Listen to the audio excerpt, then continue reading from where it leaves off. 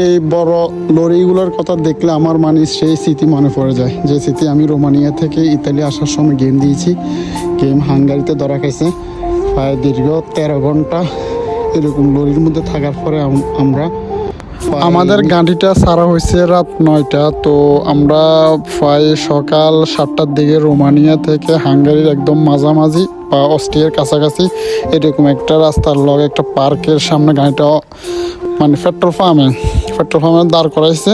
প্রায় 13 ঘন্টা পরে ড্রাইভার গাড়ি রেখে চলে গেছে কোথাও আমরা জানি না। তো অনেক কষ্টে আমরা বের হয়েছি। আমরা 13 ঘন্টা গাড়ির ভিতরে থাকার কারণে মানে গরমের অক্সিজেন প্রচুর পরিমাণে রোদ ছিল আর অনেক গরম, মানে অক্সিজেনে একদম তেল ফাল কেটে আমরা বের হয়ে তারপরে আমরা পুলিশের গাড়ি দেখছি, ওদেরকে ডাকলাম, পুলিশে আমাদেরকে রিসিভ করছে।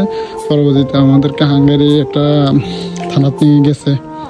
তো আসলে ওই জিনিসটার কথা মানে এইরকম বড় লরিগুলো দেখলে আমার ওই স্মৃতিগুলো মনে পড়ে যায়, যেটা ছিল 2023 সালে জুলাই মাসের 30 তারিখে।